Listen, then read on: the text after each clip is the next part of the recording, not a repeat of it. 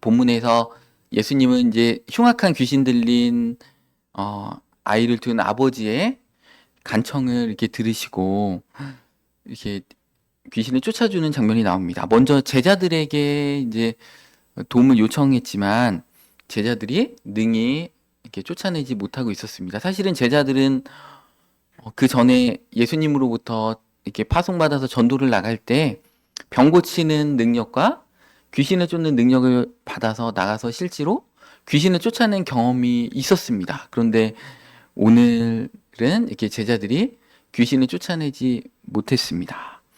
그럴 때 예수님께서 믿음이 없는 세대요, 이렇게 하면서 탄식하십니다. 이제 제자들뿐만이 아니라 예수님께서 이제 공생의 사역을 하시면서 많은 분들을 이렇게 만나고 이렇게 가르치고 권면했음에도 불구하고 믿음 안에서 이렇게 온전히 살지 못하는 그런 모습들을 바라보면서 한탄하시는 것입니다. 우리도 때때로 신앙생활을 하면서 우리의 믿음이 이렇게 연약해질 때가 있습니다. 눈앞에 어떤 상황 때문에 흔들리고 낙심하는 경우들도 있습니다. 예수님께서는 이런 믿음 없음에 대해서 지금도 안타까워하십니다. 그래서 이 믿음이 없는 세대는 2000년 전만 얘기하는 게 아니고 오늘날 우리에게도 동일하게 말씀하시는 내용입니다.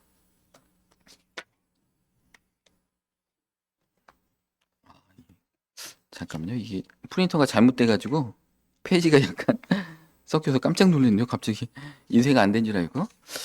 예. 예수님께서 아이를 고치신 다음에 제자들이 예수님한테 이렇게 와서 조용히 묻습니다. 왜냐면 창피하잖아요. 예수님이 제자인데 대놓고 못 묻고 조용히 오늘 본문 말씀에 보면 여쭙습니다. 어떻게 해서 우리가 이렇게 쫓아내지 못했습니까?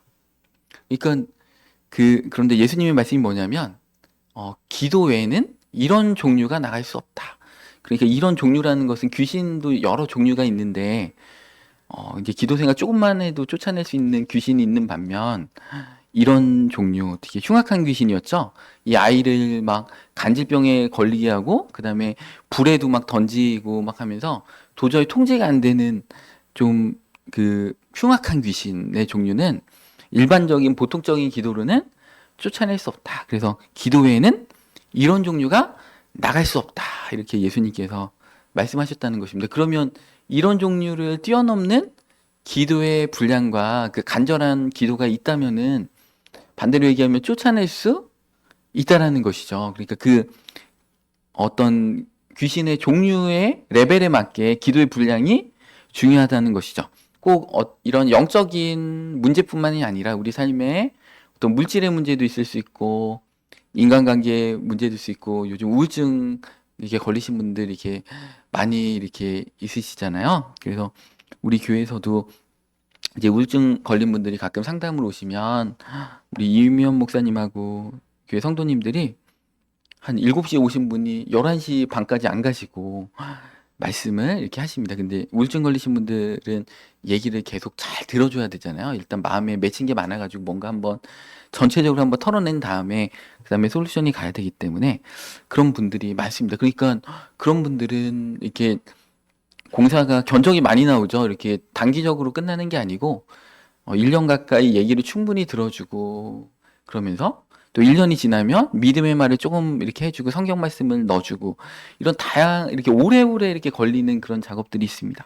우리 삶에도 여러 문제들 가운데 그냥 한 번 하루 기도해서 해결되는 문제도 있지만 우리의 인생이 그렇게 녹록지 않다 보니까 정말 어떤 문제들은 정말 오랜 시간 끈질기게 하나님 앞에 매달려야만 우리가 승리할 수 있는 문제들도 있습니다. 그렇기 때문에 우리가 조금 기도해가지고 조금만 문제만 해결되는 게 아니고 우리 삶에 정말 큰 문제들이 있다면 정말 하나님 앞에 우리가 정말 끊임없이 간절하게 매달려야 된다는 것입니다. 우리는 기도를 얼마나 이렇게 사모하고 있는지 한번 돌이켜봤으면 좋겠습니다. 단순히 이렇게 의무적으로 잠깐 한다든지 아니면 급할 때만 주님을 찾고 일반적으로는 주님을 별로 의지하지 않고 이러고 있지 않는지 한번 돌이켜봤으면 좋겠습니다. 예수님은 삶의 최우선의 어떤 시간들을 기도에 두셨잖아요. 새벽에 사역을 시작하시기 전에 얼마나 바쁘시겠어요. 막 항상 예수님의 모습을 보면 머리만 대면 탁 주무실 정도로 이렇게 고단한 사역이셨음에도 불구하고 새벽 미명에 항상 이렇게 일어나셔서 기도를 항상 이렇게 하나님 앞에 올렸습니다. 그래서 사실은 우리 삶의 문제가 큰 게 아니고 우리의 믿음이 부족하고 우리의 기도의 분량이 부족한 것입니다. 그래서 문제 앞에서 우리는 낙심하지 말고 하나님의 능력을 의지하면서 앞으로 나가야 됩니다. 그러면 하나님의 능력이 임하시고 우리 삶에 변화가 이렇게 일어나는 것입니다. 우리가 기도하지 않으면 우리 삶은 항상 제자리 걸음이고 앞으로 나가지 못할 것입니다. 왜냐하면 하나님은 기도의 자리로 우리를 초청하시기 때문에 기도를 통해서 하나님과 교제하기를 원하시기 때문에 때로는 어떤 문제를 일부러 주시기도 하십니다. 그래서 내 아들이, 내 자녀가 나와 기도하면서 대화하기를 원하신다는 것입니다. 그래서 하나님과 더 기도를 통해서 친밀해지시면서 그분의 능력을 경험하는 활력 있는 신앙의 삶으로 나가기 위해서는 우리가 기도해야 된다는 것입니다. 우리 예레미야서 33장 2절 말씀에 보면 하나님을 이렇게 표현하시죠. 이를 행하시는 여호와, 그것을 만들며 성취하시는 여호와, 그 이름이 여호와라는 이가 이와 같이 이르시도다. 그 다음에 너는 내게 부르짖으라. 내가 내게 응답하겠고 내가 알지 못하는 크고 은밀한 일을 내게 보이리라. 하나님은 일을 행하시고 그것을 만들며 성취하시고, 그러니까 하나님은 한번 계획을 하시면 실패하시는 법이 없습니다. 모든 수단과 사람과 방법들을 동원하셔서 하나님은 반드시 그 일들이 이루어 가십니다. 그런 하나님이신데 그 하나님이 뭐라고 하시면은 우리한테 기도해라. 그러면 너희가 응답을 받고 크고 은밀한 일을 하나님께서 우리 삶 가운데 보여주시겠다. 그러니까 일을 행하시고 계획하시고 전략을 세우시고 반드시 성공시키시는 하나님께서 우리의 기도와 함께 협력해서 일하기를 원하시는 거예요. 그 하나님이 우리가 기도할 때 하나님이 우리 삶 가운데 함께 하시고 응답하시고 크고 은밀한 일을 우리 삶 가운데 보여주신다는 것입니다. 이 당시에 그 시대적 배경이 이스라엘이 이제 바벨론으로 포로로 이렇게 많이 잡혀갔잖아요. 한 번에 이렇게 잡혀간 건 아니고 완전히 망한 건 아닙니다. 지금 1차, 2차, 3차로 이제 포로로 잡혀가는데 일부 이렇게 똑똑한 백성들은 다 바벨론에 잡혀갔고 예루살렘에 남아있고 지금 예레미야는 감옥에 갇혀있는 상황입니다. 되게 절망적인 상황 속에서 하나님은 놀랍게 약속하고 계십니다. 너는 감옥에 갇혀있지만 하나님은 지금 일하고 있어. 그렇지만 그 일하시는 것을 눈으로 목도하기 위해서는 너는 내게 부르짖으라. 그러면 놀라운 일들이 이 이스라엘 땅에 놀라운 역사가 일어나고 너희 삶에 놀라운 역사가 있겠다라고 하면서 하나님께서 말씀하고 계십니다. 하나님이 일하심은 우리가 깨닫지 못하던 하나님은 놀랍게 일하고 계십니다. 그걸 깨달을 때마다 깜짝깜짝 놀라는 거죠. 이렇게 퍼즐을 착착착 맞히셔가지고 하나님이 이렇게 하시는구나. 우리 교회 오신 성도님들 한 분 한 분 이렇게 뵐 때마다 너무 놀랍다. 이렇게 만나게 하신 그런 일들이 너무나 놀랍다. 정말 우리 교회는요, 그 교회 건축을 이렇게 요번 교육관 하면서도 느꼈지만 교회 건축하는데 다 필요한 이렇게 기술자들이 다 있습니다. 인테리어 하시는 분도 계시고, 그죠? 통신 쪽에 계신 분도 있고, 방송 음향, 전기, 감리 쪽도 계시고. 그러니까 건축에 필요한 사실은 핵심적인 일을 하시는 분들이 다 여기 포진대에 계시다는 것을 보면서 깜짝 놀랐어요.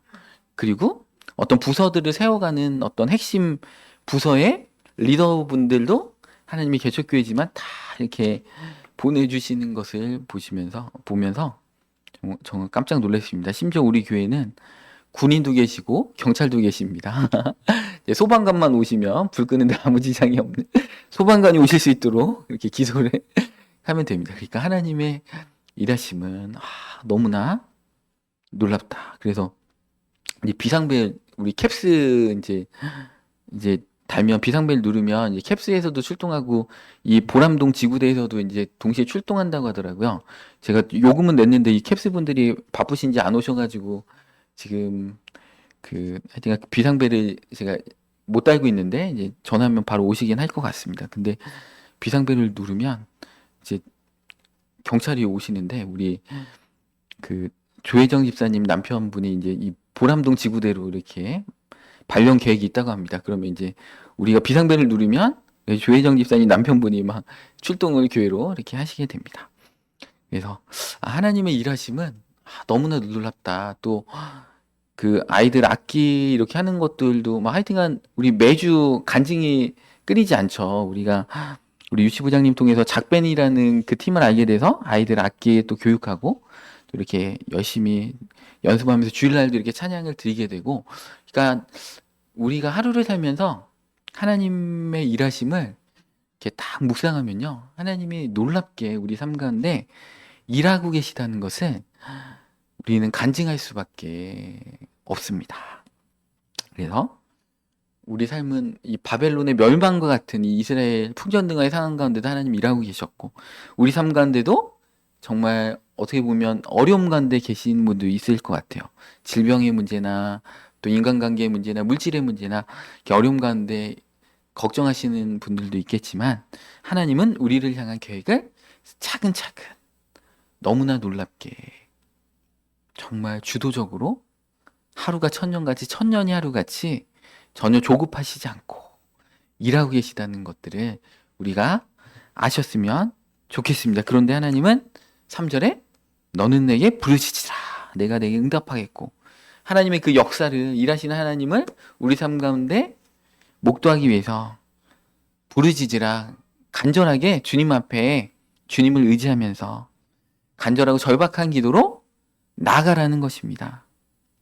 그래서 그렇게 하나님을 의지하면서 나갈 때 하나님은 반드시 역사하고 계신다. 우리는 삶의 문제 속에서 기도할 때가 있습니다. 그런데 우리의 기도가 얼마나 간절한지, 하나님을 의지하고 있는지를 한번 돌이켜볼 필요도 있습니다. 형식적인 기도가 아니라 정말 간절한 기도를 할 때 하나님은 놀랍게 역사하셨죠. 우리 아이가 안 생겨서 이 한나가 기죠. 아이를 놓고 기도할 때, 그런 간절하게 성전에서 기도할 때 하나님 응답하셨고, 다윗도 사울 왕으로부터 얼마나 많은 생명의 위협을 느끼면서 시편을 다 그래 간절하게 하나님 앞에 부르짖는 기도잖아요. 이 시편을 읽어보면 얼마나 진짜 간절하게 하나님 앞에 주님을 찾고 찾는지 이렇게 모릅니다. 예수님도 겟세마네 동산에 십자가를 지시기 전에 하나님 앞에 간절한 기도를 올려 드렸습니다. 그래서 우리도 인생의 위기 앞에서 하나님 앞에 진실되고 간절한 마음으로 나가시길 바랍니다. 그 마음을 하나님 원하시기 때문에 때로는 우리 삶에 문제를 주시는 경우들도 있는 것 같아요. 왜냐하면 하나님의 자녀인 우리가 하나님을 깊이 있게 뜨겁게 만나기를 원하시는데, 우리가 자꾸 우리 삶의 어떤 보이는 환경의 문제들에 집중하고 온천하보다 우리가 귀하고 하나님의 형상대로 우리가 지음을 받았을진데, 하나님의 영광스러운 나라와 하나님께 예배자로서 하나님을 높이는 정말 영광스러운 인생을 살아야 되는데 우리의 인생이 그러지 않으니까 하나님은 어떤 삶의 문제를 우리 가운데 일으키시면서 우리가 그 간절한 기도 하나님 앞에 나올 때 그 삶의 문제도 해결해 주시고, 그 삶의 문제 해결뿐만이 아니라 우리 삶에 원대한 하나님의 그 비전과 계획을 우리를 통해서 펼치시는 것들을 우리는 자주 경험하게 됩니다. 그래서 이 3절 말씀에 하나님은 우리 삶 가운데 우리가 알지 못하는 크고 은밀한 계획을 갖고 계시고, 그것을 기도를 통해서 우리 삶 가운데 이루신다는 것입니다. 기도의 응답은 우리의 생각을 뛰어넘습니다. 우리는 종종 우리의 문제에만 집중해가지고 기도하지만 하나님은 단순한 그 문제 해결을 뛰어넘어서 크고 놀라운 계획을 우리 삶 가운데 실현하십니다. 우리는 현재만 이렇게 보고 있잖아요. 그렇지만 하나님은 우리 삶의 현재, 과거, 미래를 한눈에 보고 계십니다. 하나님은 올람의 하나님이라고 했잖아요. 하나님은 영원의 하나님이기 때문에 사실 이 시간도 하나님이 만드신 거고, 하나님은 이 시간 밖에서 우리의 인생을 태어날 때부터 죽을 때까지 천국 갈 때까지 한눈에 그냥 이렇게 보고 계시는 하나님이십니다. 그래서 그 올라미 하나님이 우리 삶 가운데 탁 우리 삶 가운데 만나는 게 뭐예요? 그게 헬라어로 카이로스잖아. 카이로스의 시간을 우리 삶 가운데 이루시는 것이고 물리적으로 그냥 흘러가는 크로노스가 아니라 우리 삶 가운데 올라미 하나님 영원 가운데 계신 그 하나님의 그 하나님과 우리의 만남이 카이로스가 우리의 현재 가운데 딱 이루어질 때 그때 하나님의 놀라우신 은혜들을 우리가 경험하게 되는 것입니다. 그래서 우리는 기도할 때 내 뜻대로 해주세요. 주세요, 주세요 이런 기도가 아니고 우리는 하나님의 뜻이 우리 삶 가운데 나를 통해서 펼쳐지게 하여 주옵소서 하고서 하나님의 뜻을 구하는 기도를 해야 됩니다. 그러면 우리의 한계를 뛰어넘는 하나님의 놀라운 일들이 펼쳐지기 시작합니다. 그래서 우리는 부르짖으면서 하나님께서 우리 삶 가운데 어떻게 일하실까? 우리 자녀와 우리 가정 가운데, 우리 교회 가운데 하나님께서 어떻게 일하실까? 우리는 기대하시기 바랍니다. 기대하시는 대로 그 기대하는 것의 이상으로 하나님께서 놀랍게 일하신다는 것입니다. 그래서 우리는 포기하지 말아야 됩니다. 아무것도 염려하지 말아야 되고, 그죠? 우리 에스겔서 그 36장 36절 말씀 보겠습니다. 하나님은 어떤 하나님이시냐? 너희 사방에 남은 이방 사람이 나 여호와가 무너진 곳을 건축하며 황폐한 자리에 심은 줄을 알리라. 나 여호와가 말하였으니 이루리라. 이렇게 하나님은 회복의 하나님이시죠. 이 에스겔서는 이제 아까 방금 전에 읽었던 예레미야하고 같은 시대 동시대에 살았던 사람이죠. 에스겔은 포로로 바벨론으로 잡혀간 선지자고 예레미야는 그 유다에 남아있는 잡혀가지 않고 남아있던 선지자 동시대 사람입니다. 그래서 하나님은 회복의 하나님이다. 것이죠. 무너진 곳도 건축하고 황폐한 자리에 심은 황폐한 자리도 심고 그러니까 여러분들의 삶에 자녀가 무너져 있고 통장이 무너져 있고 그 건강이 무너져 있어도 하나님은 무너진 곳을 건축하고 황폐한 자리에 다시 심으시는 하나님이시라는 것입니다. 회복의 하나님이십니다. 그런데 37절에 뭐라고 하시냐? 주 여호와께서 이같이 말씀하셨느니라. 그래도 이스라엘 족속이 이같이 자기들에게 이루어주기를 내게 구하여야 할지라. 그러니까 하나님은 회복해 주신다고 약속을 이미 해놓으셨어요. 그죠? 예레미야에는 행하시는 하나님, 이를 성취하시는 하나님을 이미 말씀해 주고 계십니다. 그분의 속성, 그분의 본질에 대해서 얘기해 주시고 이 에스겔서 말씀은 하나님께서 이미 회복하시겠다, 이미 약속이 떨어졌다는 것입니다. 그런데도 뭐라고 했어요? 그래도 이스라엘 족속이 이같이 구하여야 할지라. 그 약속을 붙잡고 기도해야 한다는 것입니다. 그래서 우리는 사실은 기도를 우리의 확신과 우리의 소신으로 기도하는 게 아니고 하나님의 약속을 붙잡고 하는 게 기도예요. 하나님의 약속은 이미 성경책에 다 써있죠? 너는 내게 부르짖으라. 내게 응답하겠고 크고 은밀한 일을 보이리라 그랬잖아요. 예수님 구하라. 그럼 주실 것이고 찾으라. 찾을 것이고 두드리라. 그럼 열릴 것이다.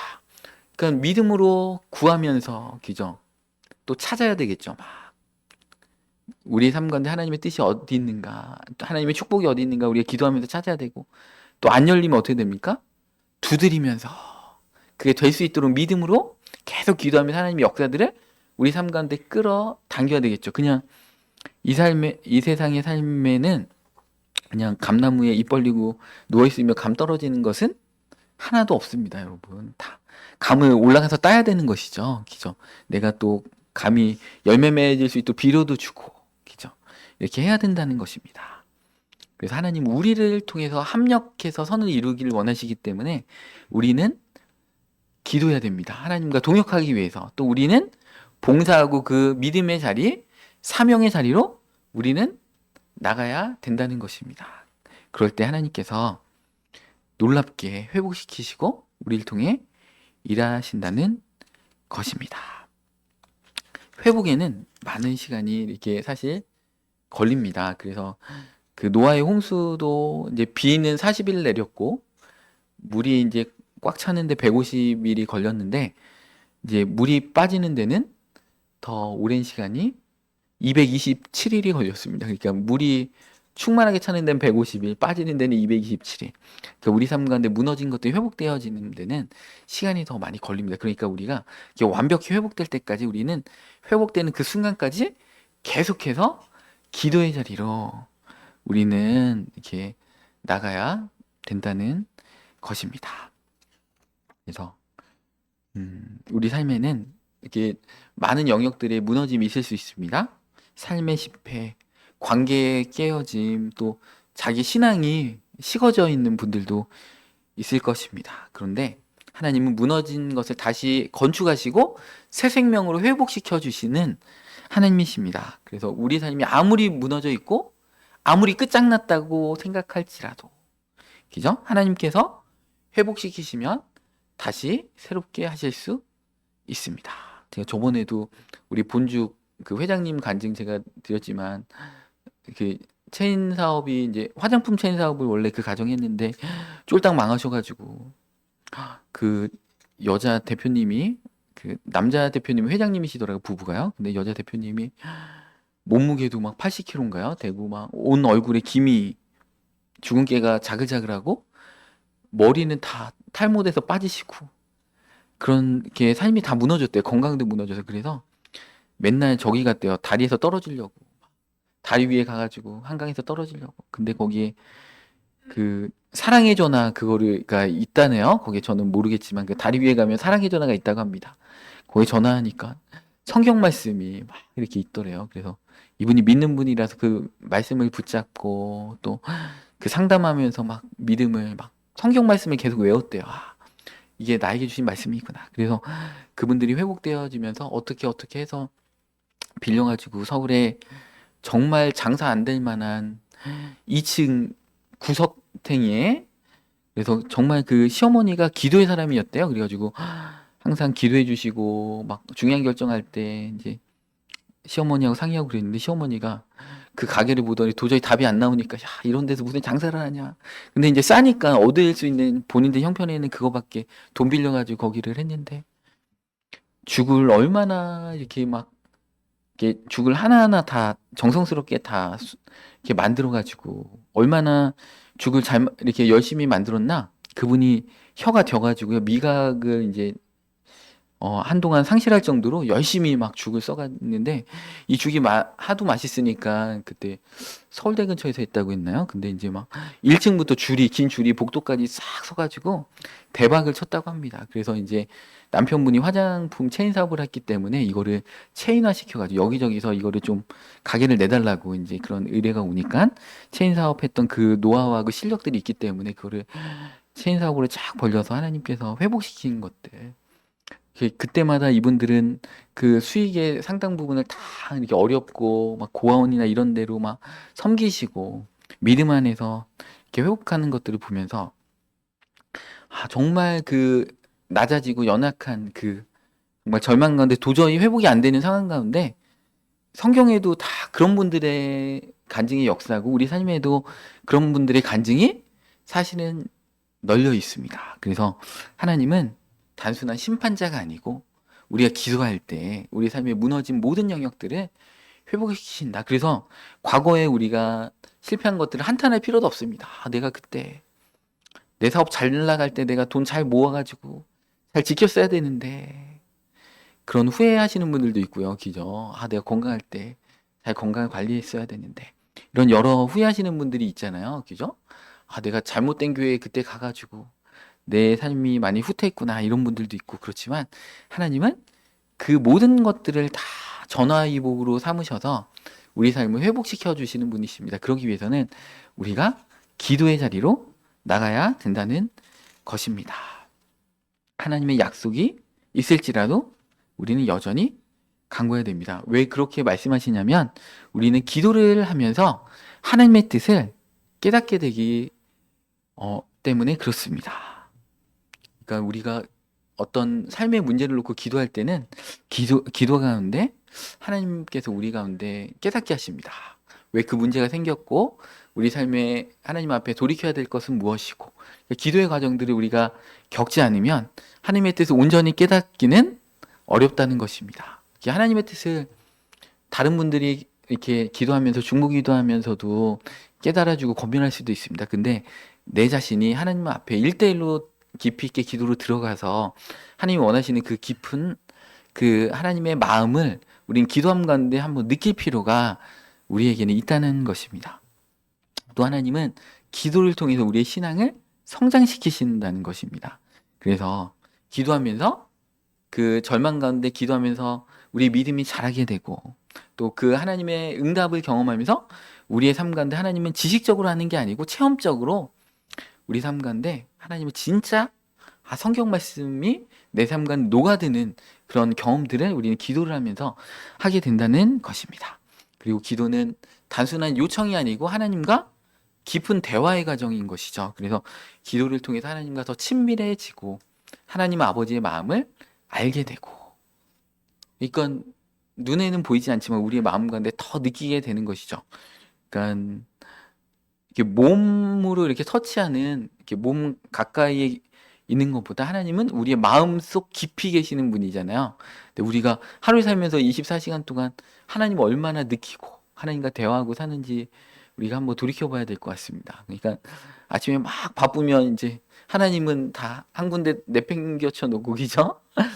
또 집에 오면 막 TV 보고 그냥 쉬다가 그냥 졸리면 자고, 그렇게 한 주간 동안 이렇게 하다가 이렇게 교회에 올 때만 주님을 딱 만나는 그런 하나님이 아니고, 하나님은 우리 가운데 언제나 동행하시고 우리의 곁에서 아니면 우리 안에서 우리의 앞에서 우리 뒤에서 하나님은 항상 우리 함께 계시는 하나님이죠. 그러니까 가장 우리와 가까이 이렇게 대화하고 이렇게 시간을 보내야 될 분이 하나님이시라는 것이죠. 네, 우리는 이 기도의 과정을 통해서 하나님께 나아가는 그 경건의 그 마음들, 경건의 훈련들이 된다는 것입니다. 그래서 우리는 그 하나님 앞에 그 약속을 붙들고 기도하다 보면 하나님의 약속이 이렇게 생각납니다. 하나님께서 반드시 회복시키실 것이라는 믿음이 들어옵니다. 그러면 그거는 지난주에도 그랬잖아요. 하나님의 일을 하시기 전에 말씀을 먼저 보내셔서 그 말씀이 우리 삶 가운데 역사하도록 하나님이 하신다고 했잖아요. 그러니까 우리 삶 가운데 믿음이 딱 올라옵니다. 하나님 해결하시겠지. 그러면 그 약속의 말씀을 붙잡고 우리는 기도해야 된다는 것입니다. 그래서 그 약속의 말씀이 잘 안 떠오르면 어떻게 됩니까? 성경 말씀에 기도하면 응답해 주신다는 약속이 엄청 많이 있죠. 너희가 낙심하지 말고 기도해라. 그 아버지가 자녀에게 자녀가 떡을 달라는데 돌을 주겠으며 뱀을 주겠느냐, 이런 말씀도 있잖아요. 그 말씀 붙잡고 기도해야 된다는 것입니다. 그럼 반드시 우리 삶 가운데 기도한 분량만큼 하나님께서 놀랍게 역사하신다는 것입니다. 그리고 우리는 기도를 할 때 끈질기게 기도를 해야 된다는 것입니다. 어떤 응답이 올 때까지, 그죠? 하나님의 뜻을 온전히 깨달을 때까지, 그리고 우리의 믿음이 온전히 회복될 때까지 우리는 끈질긴 기도를 멈추지 않고 해야 된다는 것입니다. 그리고 우리는 겸손하게 하나님의 그 능력을 의지하면서 나가야 된다는 것입니다. 야고보서 4장 6절에도 하나님은 교만한 자를 대적하시고 겸손한 자에게 은혜를 주시기 때문에 우리는 기도를 통해서 겸손하게 훈련이 되는 것입니다. 우리의 힘이 아니고 우리의 경험과 인생의 지혜가 아니고 하나님의 능력을 의지하면서 기도할 때 하나님은 놀랍게 응답하십니다. 그래서 기도를 우리는 쉬지 말아야 됩니다. 우리의 삶을 인도하시도록, 하나님께서 우리의 삶을 회복시키시도록, 또 우리 삶 가운데 놀라운 축복의 일들이 일어날 수 있도록 우리는 약속을 붙잡고 기도의 자리로 나가야 된다는 것입니다. 그 기차가 이렇게 지나갈 때 그 기찻길이 없으면 기차가 갈 수 없죠. 하나님의 일하심은 그런 것 같아요. 우리가 기도로 기찻길을 깔아야지 하나님은 이렇게 일하신다는 거예요. 하나님이 능력이 없어서 그런 게 아니고 하나님께서 희한하게, 저도 100% 정확하게는 하나님의 뜻을 모르겠지만 하나님은 우리의 기도의 기찻길을 깔아야만 그 기찻길을 통해서 오시더라고요.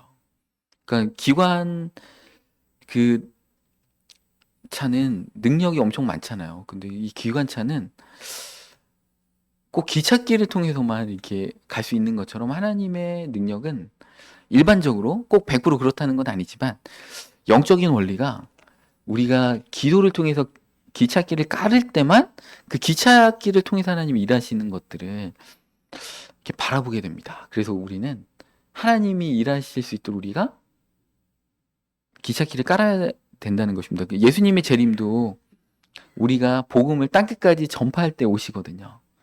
그러니까 땅끝까지 너희는 증인되라. 하나님은 꼭 우리와의 동역함을 통해서 하나님이 일하신다는 것입니다. 누가복음 22장 39절 말씀에 보면 예수님께서 나가사 습관을 따라 감람산에 가심에 제자들도 따라갔더니 그곳에 이르러 그들에게 이르시되 유혹에 빠지지 않게 기도하라 하시고, 예수님께서는 습관을 따라 기도를 하셨습니다.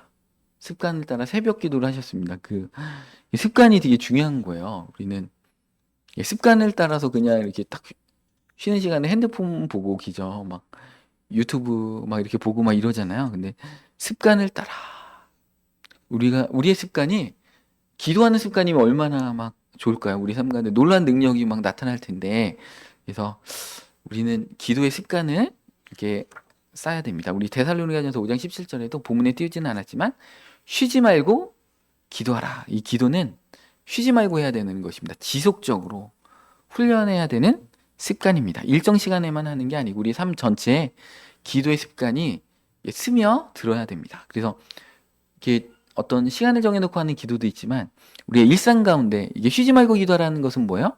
우리가 차 타고 운전할 때 어떻게 됩니까? 하나님 안전히 지켜보아요 좁소서. 그다음에 우리 자녀의 문제가 생각나요. 그러면 그냥 운전하면서도 하나님 우리 자녀의 문제 하나님 역사요 좁소서. 우리 삶에 가정에 문제가 있으면 생각날 때마다 하나님 앞에 계속 기도 올려드린 게 그게 쉬지 말고 기도하는 것이지, 회사도 가지 말고 계속 교회 와가지고 기도하라는 말씀은 아닙니다. 우리 삶 가운데 주님을 인식하는 것, 그게 쉬지 말고 기도하는 것이죠. 하나님과 계속 교제하면서 하는 그 기도를 쉬지 말고 하는 기도라는 것입니다. 근데 이 기도는 훈련이 돼야 돼요. 습관이 돼야 된다는 것입니다. 그래서 디모데전서 4장 7절 말씀에도 망령되고 허탄한 신화를 버리고, 우리는 망령되고 허탄한 신화를 버려야 됩니다. 우리 유튜브에 보면 가짜 뉴스가 너무 많이 나오잖아요. 그죠? 경건에 이르도록 네 자신을 연단하라. 내 자신을 연단하라. 이 연단하라는 그 말은 그 헬라어 언어로 그 운동 경기 훈련하는, 체육 훈련하는 그런 뜻이 있습니다. 그래서 이 기도도 이렇게 우리가 운동하고 이렇게 체력을 키우는 것처럼, 운동선수들이 끊임없이 기량을 닦는 것처럼 우리도 기도도 이렇게 연단해야 됩니다. 그러면 기도가 더 쉬워지고 기도가 더 재밌어지고 기도의 시간이 더 늘어나는 것입니다. 한 번의 행동이 아니고 꾸준한 연습을 통해, 올림픽 나가는 분이 갑자기 일주일 전부터 체력을 키운다고 해서 그게 되는 게 아니고 꾸준한 연습을 통해서 되는 거죠. 하루에 기도 1분도 안 하는 분이 갑자기 힘든 일이 생길 때 나는 금식하고 하루 종일 기도할 거야, 그렇게 아무리 결심을 해도요 인생에 정말 큰 위기가 닥쳐도요 평상시에 기도 안 하면 그 기도원 들어가가지고 하루 종일 기도 못 합니다. 계속 훈련해야 돼요. 하루에 안 되면 10분씩이라도 기도하고, 그 한 달 동안 10분씩 이렇게 기도하면 그 다음에 15분 20분 이렇게 늘려가면서 계속 훈련을 해야지 체력이 느는 것이죠. 여러분들 갑자기 운동 안 하다가 준비 운동을 안 하고 막 이렇게 뛰다가 심장마비로 돌아가시는 분들 있잖아요. 그 자기 어떤 나이와 그 체력의 그 한계를 뛰어넘는 방식으로 하면 오히려 몸의 건강에 해치는 것처럼 기도도 차근차근 이렇게 해야 됩니다. 근데 우리가 할 수 있는 그 어떤 실현 가능한 목표를 세워야 됩니다. 그래서 성경을 안 읽으시는 분은 그 정말 100% 할 수 있는 그 계획을 세우세요. 그게 뭐냐면 100% 할 수 있는 건 뭐냐면 내가 성경 하루에 한 절이라도 읽겠다. 그건 100% 할 수 있잖아요. 그죠? 그것을 일주일 한 달 정도 100% 성공했다 그러면 그 단계를 조금 높이시는 거야. 난 2절은 5절은 읽을 수 있겠다. 그러니까 아예 처음부터 나는 성경 잘 못 읽어야 하고서 하나도 안 읽는 것보다 성경을 하루에 한 절이라도 읽으면 그러면 그 성취감이 있거든요. 나는 한 달 동안 한 절씩 읽었구나. 기도도 마찬가지예요. 난 기도 못하지만 난 무릎 꿇고 하루에 한 문장이라도 하나님 앞에 기도하겠다. 저녁 때 자기 전에 한 문장이라도 기도하겠다 이러고 그 목표를 세우시면, 그 목표를 계속 막 성공하시면 자신감이 생깁니다. 그러면 5문장, 난 이제 다음 달엔 5문장 하겠다. 다음 달에는 나 5분 하겠다. 그렇게 하시기 바랍니다. 난 기도나 성경 읽는 거 잘 못해. 그냥 나 어차피 안 되는 사람이 하고서 아예 하지 마. 나는 포기하고 하지 않겠다라고 결심하지 마시고 실현 가능한 목표를 이렇게 세우셔가지고 하루에 성경을 안 읽으시는 분은 한 절이라도 읽겠다. 그죠? 기도 한 마디라도 하겠다. 그 2가지 목표를 세우시기 바랍니다.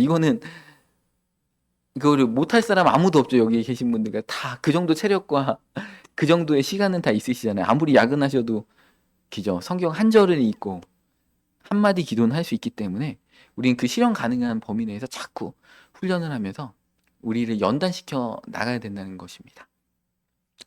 그래서 그 골로새서 4장 2절 말씀에도 기도를 계속하고 기도에 감사함으로 깨어있으라. 계속해서 깨어있으면서 기도하라는 것이죠. 우리 삶에 주님의 그 임재를 인식하면서 우리 항상 힘써야 된다는 것입니다. 그래서 우리는 정말 그 기도의 자리로 나가야 됩니다.